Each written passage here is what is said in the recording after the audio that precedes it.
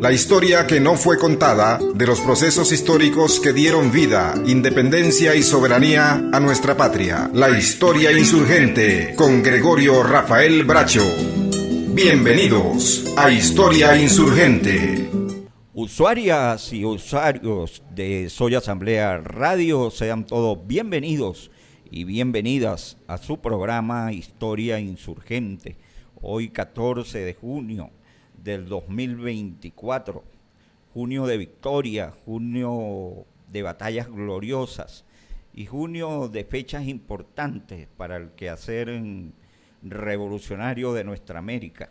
Iniciamos el programa con el insigne cantor de la Revolución Cubana, Carlos Puebla, y el gran homenaje que le hiciera a Ernesto Che Guevara, Ernesto Guevara de la Serna. Hoy estaría cumpliendo 96 años de edad el guerrillero heroico. Un 14 de junio de 1928 nació en la ciudad de Rosario, Argentina. El Che Guevara, que se destacó por su rebeldía, su combate contra el imperialismo y cualquier otra forma de explotación y dominación. Son recordadas las faenas que vivió el Che Guevara por una patria nueva, por una patria para los americanos.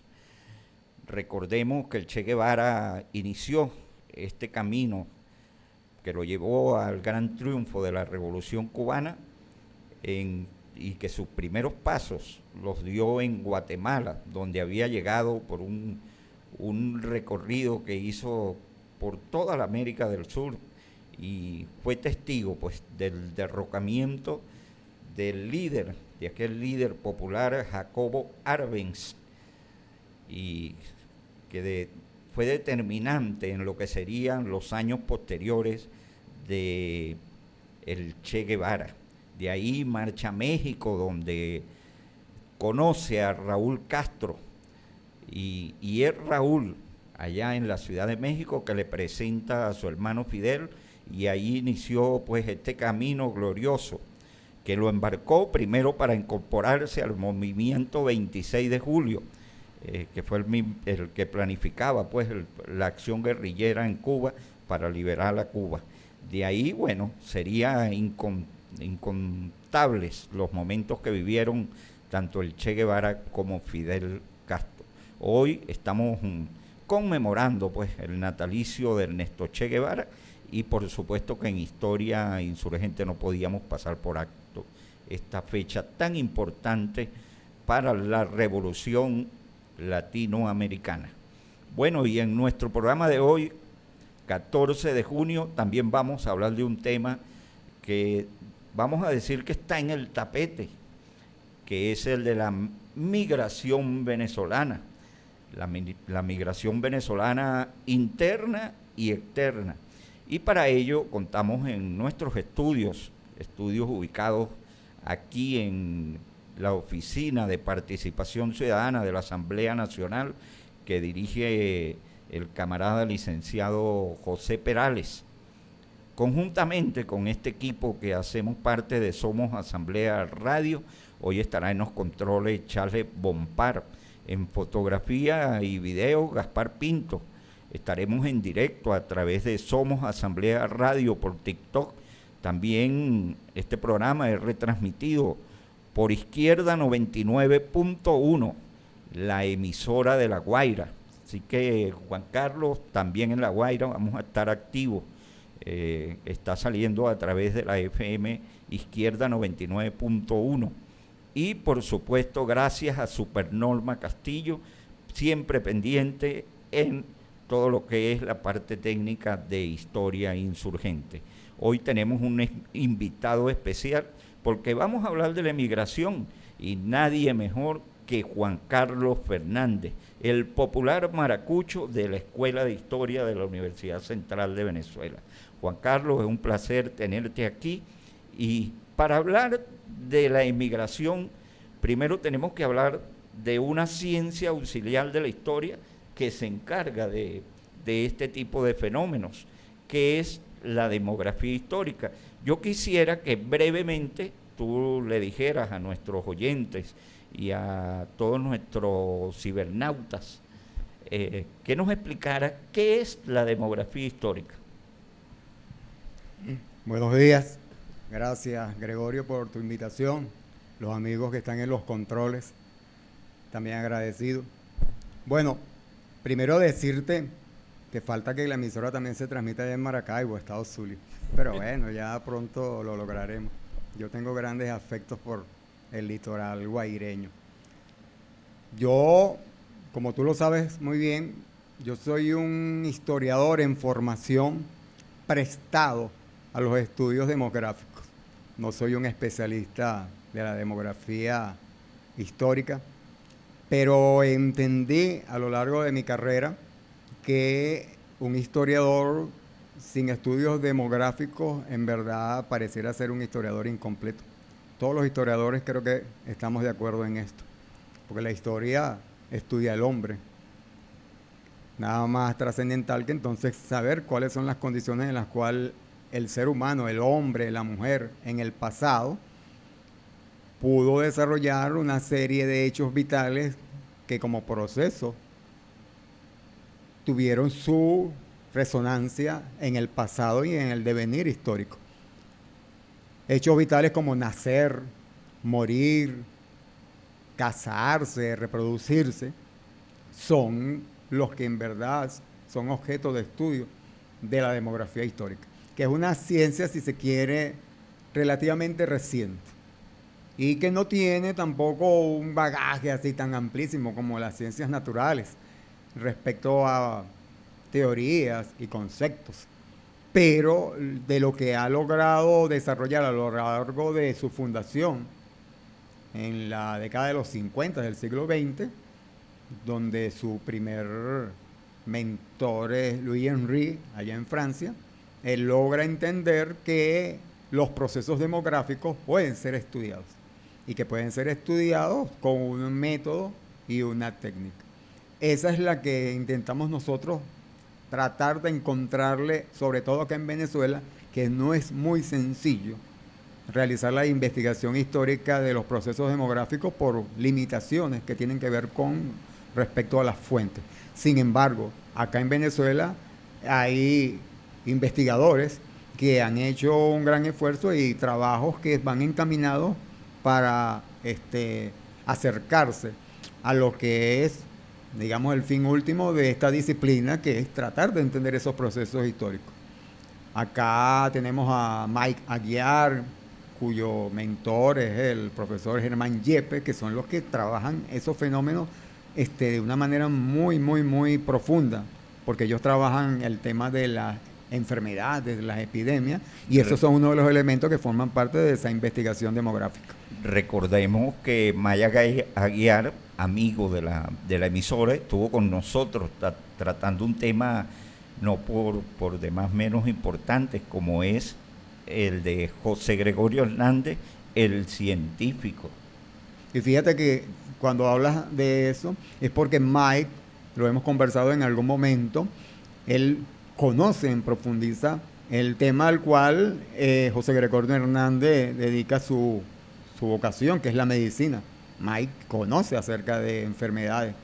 Y esto a mí me trae siempre a colación que nosotros los historiadores a veces tenemos que conocer de todo un poco, porque nosotros no somos médicos, pero si vamos a investigar a José Gregorio Hernández, que es médico, deberíamos meternos un puñal acerca de lo que es la ciencia médica. Y nos metemos a veces en territorios que a veces algunas personas no entienden que nosotros, siendo historiadores, manejamos a veces una serie de conceptos y de terminología que amplían nuestro espectro y visión acerca de ciertos fenómenos. Mike, en este aspecto, creo que él, en conversaciones que he mantenido con él, lo lleva a este territorio. Juan Carlos, hablaste de la demografía histórica, hiciste una breve descripción de tan importante, vamos a decir, que ciencia. Hay algo importante. Ahorita en Venezuela el fenómeno de la inmigración está como que en el tapete, digámoslo así. Tanto interna, pero más que todo la externa. ¿desde cuándo comienza ese proceso aquí en Venezuela de la emigración? ¿Qué podemos hablar al respecto, por ejemplo, del periodo cuando se inicia el periodo republicano en Venezuela? Tú sabes que uno tiene la pésima costumbre de aislar los fenómenos y sobre todo los históricos. Porque cuando hablamos de migración en la actualidad, eso es lo que nos lleva a nosotros a investigar cómo fue ese proceso a lo largo de la historia. Porque si aislamos ese proceso como un fenómeno que solamente se viene dando en la actualidad, además de que estamos desinformando, por otro lado no estamos viendo el proceso en su justa medida. De hecho, cuando hablamos acerca de la definición y del área del conocimiento de la demografía histórica, es uno de los aspectos que estudia la demografía al cual más interés se le brinda en los últimos años, que es el fenómeno de la migración. Pero en Venezuela nosotros tenemos que entender que desde nuestros aborígenes, antes de la llegada de los europeos, hubo procesos de migración. De hecho, buena parte de nuestra cultura gastronómica viene dada de ese proceso de desplazamiento aborigen, que tiene, si hacemos una data del proceso, 5.000 años antes de Cristo, pero que se viene consolidando a lo mejor en 1.500 años antes de Cristo, y que luego cuando se reúne con lo que es la cultura europea y luego donde hay un fenómeno de desplazamiento forzado, que es la trata negrera de África hacia lo que es el Nuevo Mundo, nosotros podemos encontrar ahora esa simbiosis que hubo cultural entre el elemento aborigen que se ha venido desplazando a lo largo de la historia hacia tierra firme y ulteriormente hacia todo el Caribe. Y logras ver que el Caribe conserva una cultura gastronómica que pareciera ser única. Sin embargo, hay una diversidad en cuanto a esa cultura. Cuando unes el elemento aborigen con el elemento europeo que emigra de Europa hacia el Nuevo Mundo y el que emigra forzosamente de África al Nuevo Mundo, entonces consigues tú esa zambumbia saborosa en lo que es un aspecto nada más que te estoy dando a conocer, que es el gastronómico, porque en verdad hay diversos aspectos. Y digo el aspecto gastronómico porque el gran investigador acerca de estos fenómenos, que fue el profesor José Rafael Lovera, quien en uno de sus libros, Gastronomía Caribeña, él hace mención acerca de este proceso migratorio que se viene dando. Cuando sigue el proceso en el periodo de la conquista y la colonización, esos desplazamientos también se vienen dando desde que los europeos penetran por el lado occidental por Coro y luego se desplazan hacia el sur, fundan Barquisimeto y luego van hacia el centro, Borburata, hasta que se establecen en Caracas. Eso es un proceso de migración constante que se viene desarrollando, sumado al que ocurre de oriente hacia el centro, ¿no?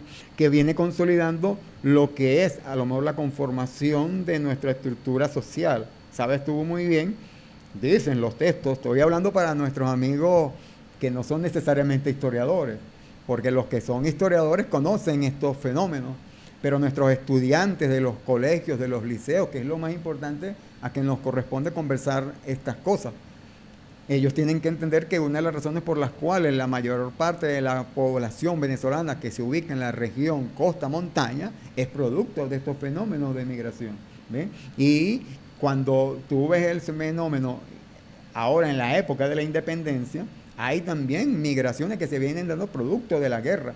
Porque ¿qué es la migración? La migración es un fenómeno social. Ese fenómeno social puede ser voluntario o involuntario, pero hay gente que se ha desplazado y los efectos son los que en la actualidad se vienen dando. Y hay gente que en la actualidad está migrando, pero no necesariamente por una voluntad propia, sino porque a lo mejor hay una fuerza de empuje que lo está llamando a abandonar el país, como en el siglo XX venezolano ocurrió, que por la atracción del petróleo hubo gente que migró del campo a la ciudad. Es un proceso que históricamente se viene dando.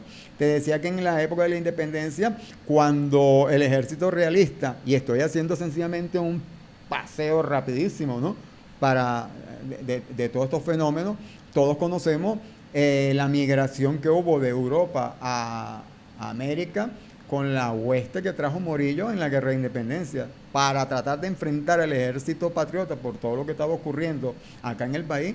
Hubo de traer para acá, las estadísticas hablan de cerca de 12.000 guerreros para enfrentarse a el ejército patriota. Al final, según tengo entendido, de esos 11.000 ya para 1820 apenas le quedaban 2.000. O sea, como que el proceso no fue muy beneficioso para ellos. Y entonces cuando nos encontramos en el siglo XX, también hubo ese fenómeno. El petróleo fue determinante en ese aspecto. Hubo momentos de bonanza en los cuales Venezuela fue elemento de atracción de ese fenómeno migratorio. Claro, y todo el mundo, y actualmente se conversa muy fácilmente eso. Cuando tú explotas el petróleo y tienes ganancias del petróleo, Venezuela se convierte en un imán para atraer. Pero luego, cuando hubo momentos convulsos, como por ejemplo cuando ocurrió la caída del dólar, del bolívar con respecto al dólar, el Viernes Negro, creo que fue en 1983, ¿no? Exactamente. En el Viernes Negro, eso provocó una salida de venezolanos para buscar condiciones de vida, entiendo yo que mejores, ¿ve? Lo que pasa es que sabemos muy bien que cuando sales del país no necesariamente te consigues condiciones de vida mejores a las del propio país afuera. Pero bueno, es una decisión que toma el migrante de permanecer o quedarse en el país. Te concluyo diciendo esto.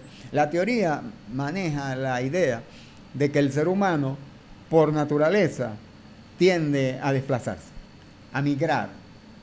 Hay una corriente que maneja eso, pero hay otra corriente que dice que no, que el ser humano, como es quieto, él decide mantenerse. A lo mejor yo formo parte de esa segunda división.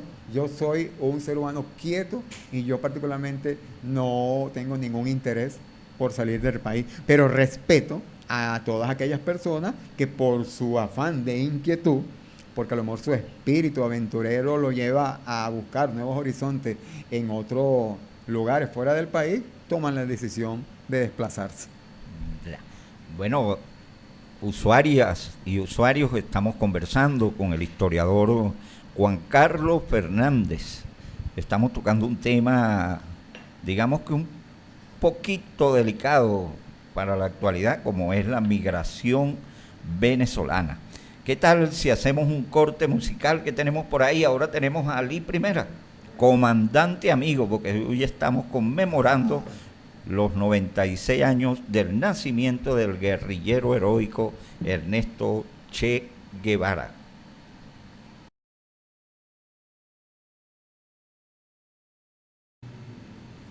Usuarias y usuarios de Soy Asamblea Radio, continuamos con tu programa Historia Insurgente, hoy 14 de junio. Vamos a recordar también que ya se viene el 17º Congreso Internacional de Historia. Esto va a ser a partir del 19 de junio hasta el 23 en el estado Miranda. Todo un acontecimiento a nivel de historia, va a reunir a todos los historiadores del país y gran parte del mundo, porque esta vez también vamos a poder contar con las ponencias a nivel del internet, las ponencias internacionales, además de un grupo de historiadores internacionales que también va a estar acompañando el Congreso Internacional de Historia. Esto va a ser en el estado Miranda.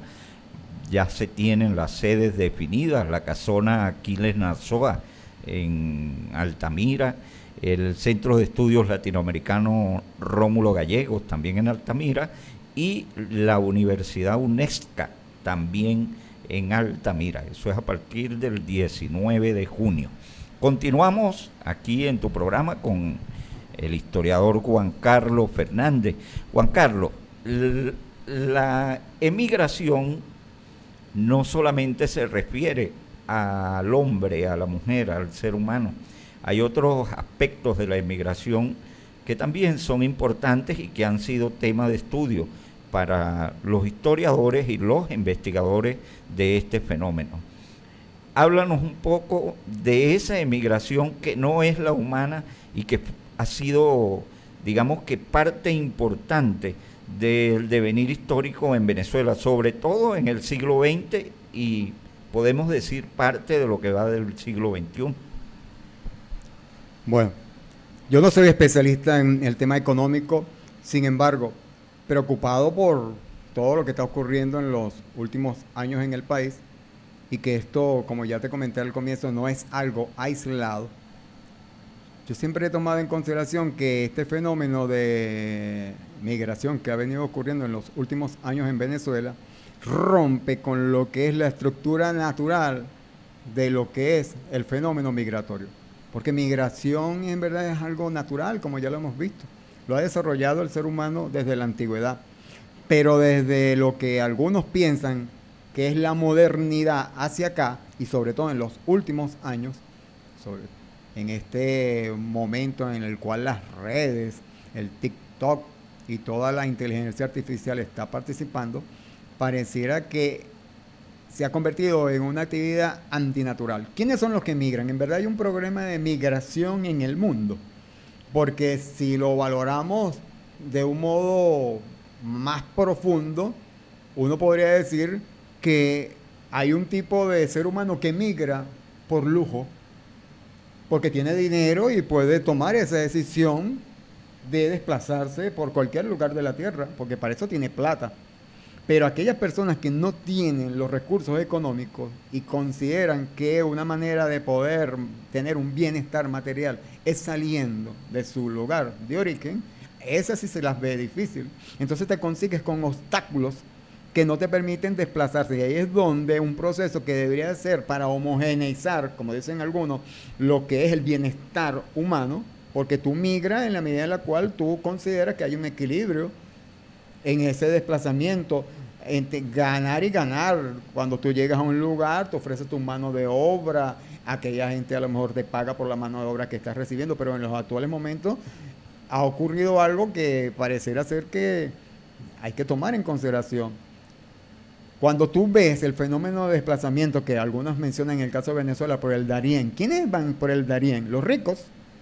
Los ricos no van por el Darién. Los que quieren llegar a cualquier país del norte del mundo lo hacen por mecanismos mucho más costosos, por barco, por avión. Dicen por allí que no hay nada más cobarde que $1.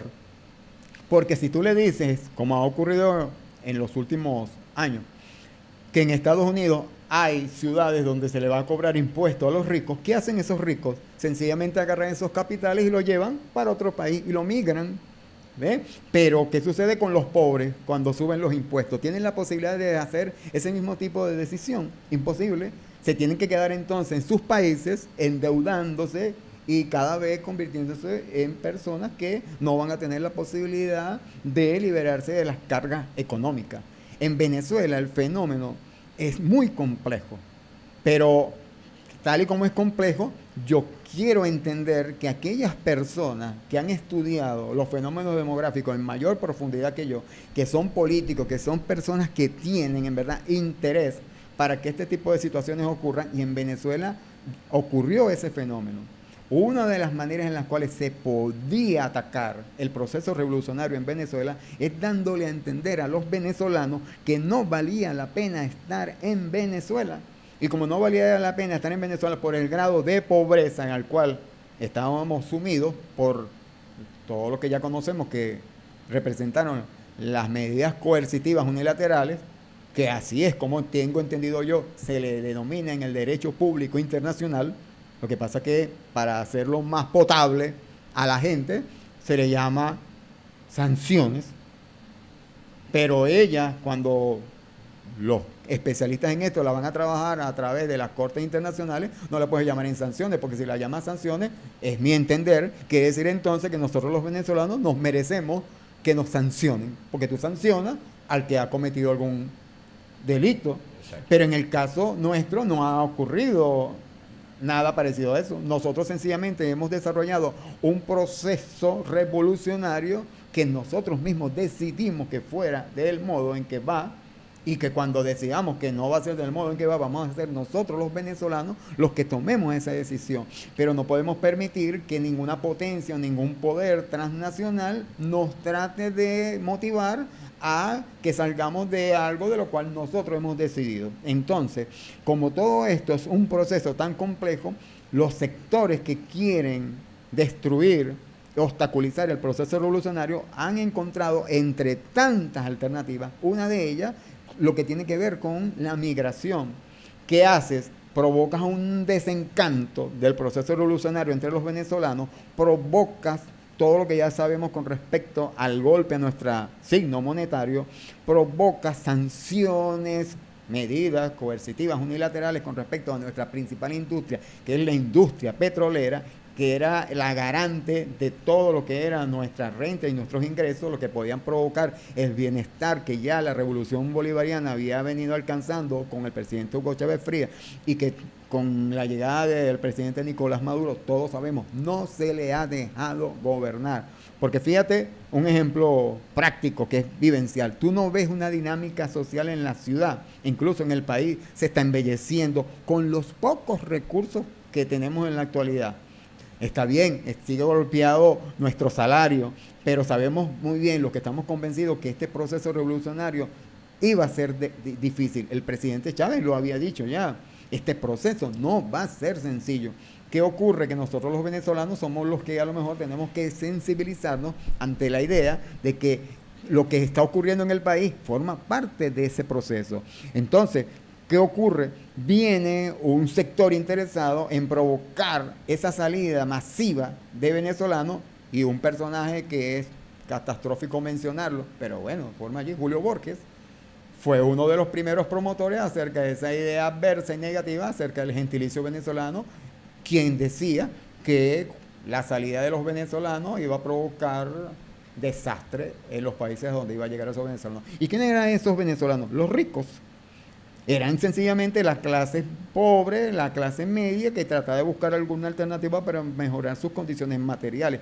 Pero los ricos, esos sí son en verdad captados. ¿Qué ocurre cuando los chilenos, de una manera muy simple, aceptan allá con los brazos abiertos a nuestros profesionales médicos?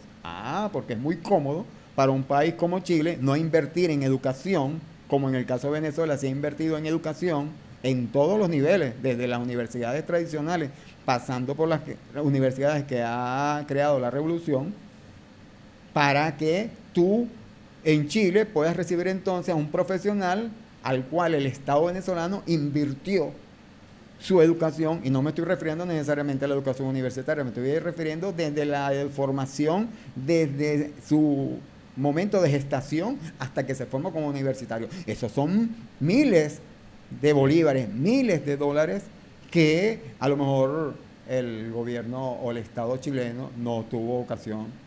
Ellos llamarían de gastar. Nosotros los venezolanos hablamos de invertir. Nosotros invertimos en educación, pero nosotros invertimos en educación, y aquí puedo concluir parte de la idea. Invertimos en educación, pero para que esas personas que se están educando en nuestro país, el producto de su esfuerzo sea desarrollado acá dentro del país. No que luego de que se formen acá dentro del país, de una manera muy, a veces, conveniente, te vayas del país y le ofrezcas entonces esa inversión que el Estado venezolano te ha brindado para darla en otros espacios territoriales.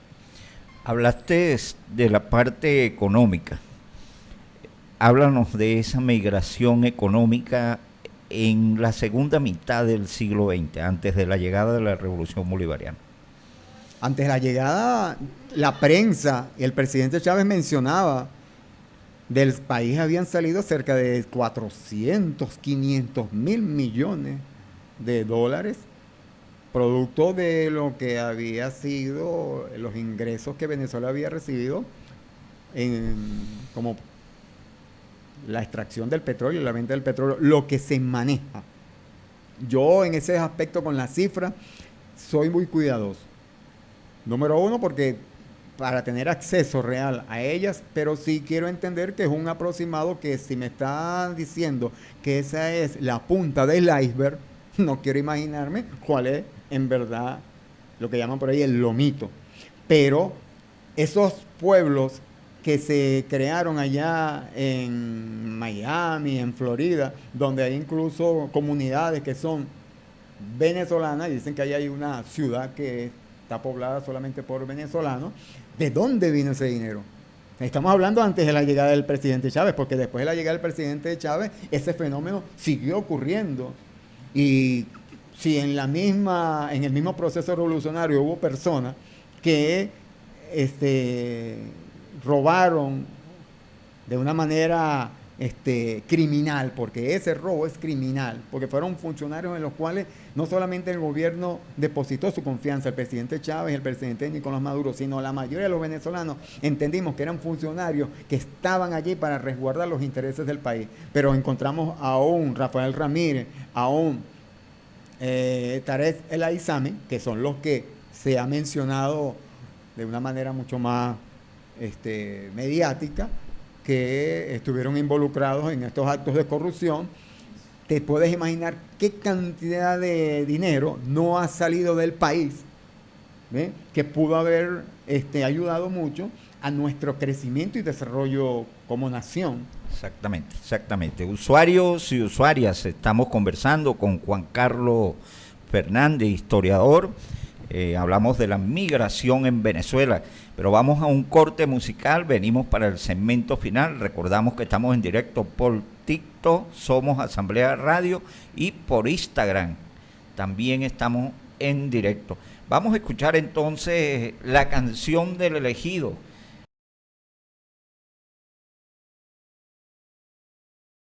Usuarias y usuarios de Soy Asamblea Radio, continuamos con tu programa Historia Insurgente.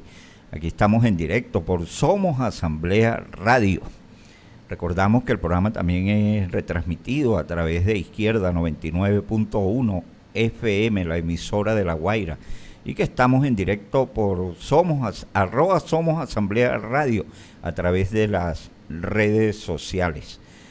Vamos a recordar también que se nos había pasado de las efemérides, que el día de ayer se estuvo celebrando el Día del Tamunangue, que es el Día de San Antonio, y que se celebra en toda Venezuela, pero en especial en el estado Lara, fecha importante para la cultura, la tradición del folclore venezolano. Continuamos con Juan Carlos, ya para el segmento final. Juan Carlos, al principio dijiste que a veces resulta un poco complicado o un poco difícil obtener las fuentes para hacer un trabajo de demografía histórica completo, y que existen algunas trabas que tal vez puedan presentarse a la hora de la consecución de esta fuente. Háblanos un poco de ese proceso y en dónde pudiéramos decir que están esas principales trabas. Desde sus inicios, la disciplina, uno de sus principales obstáculos fue el acceso a la fuente. La gran diferencia es que en Francia, donde es la cuna de esta corriente de investigación, el acceso a las fuentes y la manera como están organizados parece que facilitan esta investigación. En América Latina no ocurre así. Sin negar que en México, Argentina, podría decir hasta Colombia, han tenido avances al respecto, pero en Venezuela no es de igual modo. La experiencia que yo he tenido en cuanto al acceso a la fuente me permite corroborar lo que los textos indican. Los archivos sabemos dónde están, los documentos están como principales fuentes, sobre todo para estudiar lo que es todos estos hechos vitales, e incluso tener algunas aproximaciones hacia lo que es el tema que cuando hablas de los vitales, ¿cuáles serían? Los nacimientos, los matrimonios, la mortalidad, esos están registrados en esos archivos. ¿Y cuáles son esos archivos? Son los archivos parroquiales, quienes fueron los primeros reservorios a los cuales este tipo de fenómenos se registraban. ¿Y por qué se registraban allí? Bueno, por el papel que la Iglesia Católica, incluso en Europa también, las iglesias protestantes, tuvieron que ver para regular la conducta de los seres humanos. ¿Cómo la regulaba? A partir de eso. Naces, te registras. Mueres, te registras. ¿Te quieres casar? Te registras. Entonces, ese es como el cardumen de lo que el investigador histórico necesita a la hora de valorar estos fenómenos. El que es más difícil, como ya hemos mencionado, es el de la migración, porque eso es un fenómeno que en verdad registrarlo se complica. Pero aquellos hechos vitales son una aproximación para el estudio de las sociedades de aquel momento, porque eso es lo que hace la demografía histórica. ¿Qué hace? Quiere ver cómo fue el comportamiento de esos fenómenos vitales en determinado periodo histórico. Cuando hablamos entonces de la Iglesia ha permitido que investigar, buscar, hacer la recopilación de todo el acervo que tiene allí, lo puede realizar el historiador de una manera, no digo fácil, pero sí a lo mejor sin tantas trabas. No ocurre así. Hubo problemas, sobre todo a partir de los años 90, para acceder a esa fuente.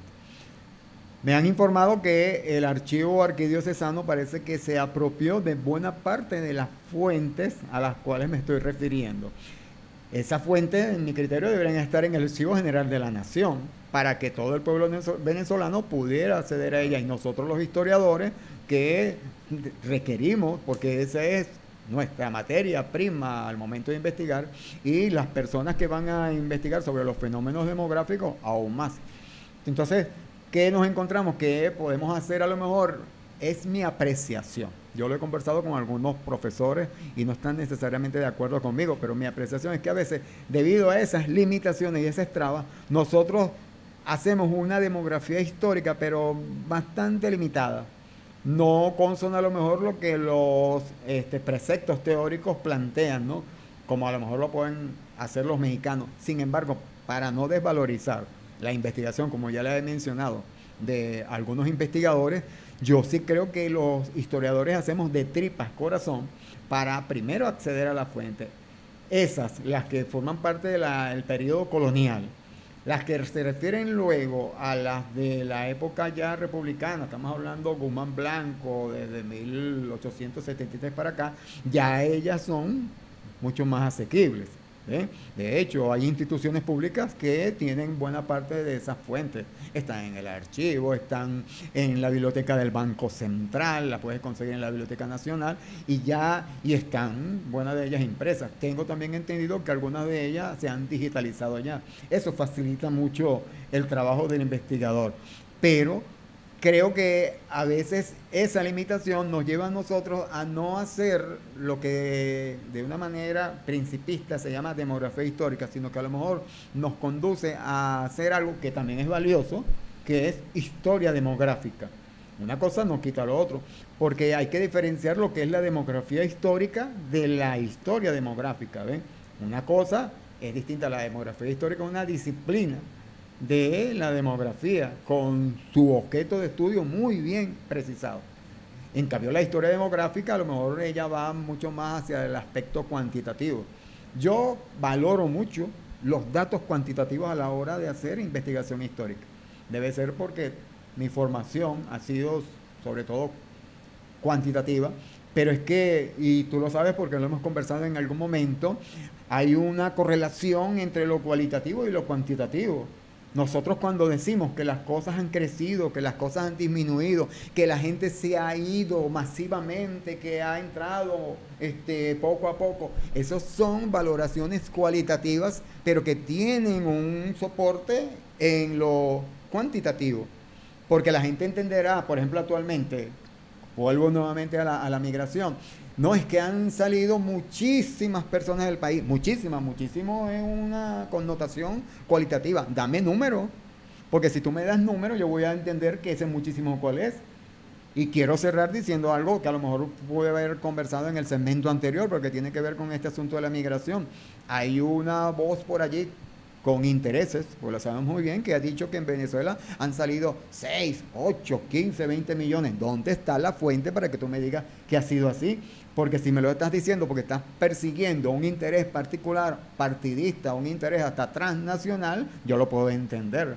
Pero hay investigaciones de algunos que se llaman por allí ONG, que plantean que si somos justos en cuanto a los registros, tú no me puedes colocar en un mismo registro, lo dicen algunas investigaciones serias, de él que salió de Venezuela y pasó por Colombia y lo registraste, pero después cuando se desplazó hacia Ecuador lo vuelve a registrar y después lo registra cuando llega a Perú y también cuando llega a Chile y al final cuando llega a Argentina, ese desplazamiento lo multiplicas por 6. Es algo que en verdad metodológicamente no tiene sentido. Ahora, yo entiendo que las personas que realizan esa especulación de querer aumentar, darle una connotación inconmensurable a esa salida venezolana es porque en verdad persiguen un interés. Entonces, si yo busco la fuente de cuál es la salida, hay organismos internacionales que eso lo pueden manejar. ¿Cuál es el grupo de personas que están desplazándose a través de los caminos verdes? Eso a lo mejor es lo que salga de un registro que oficialmente no se pueda tener, pero lo que sí oficialmente se tienen, yo creo que hay posibilidad de acceder a esa información. Bueno, Juan Carlos, muy interesante. Yo diría que una clase que nos faltaba, Charles, aquí en el programa. Ya hemos hablado hasta de la locha, pero faltaba este tema de la demografía o de la emigración venezolana. Tu despedida, tu saludo a los oyentes, a los cibernautas, y bueno, gracias por haber compartido con nosotros un tema tan interesante y un fenómeno social que está ocupando como que digamos la realidad del venezolano. Agradecerte a ti, a los compañeros de acá del estudio. Mi interés de estar acá ahorita contigo es tratar de ser útil, tratar de que un fenómeno que a lo mejor los letrados lo tratan de una manera muy abstracta, tratar de bajarla, de hacerla potable. Yo siempre he creído que estos temas son de interés para todos los seres humanos, pero los sectores que no necesariamente son especialistas en estos temas, a lo mejor lo que yo he conversado acá sea un elemento de tomar en consideración a la hora de la discusión cotidiana en la casa.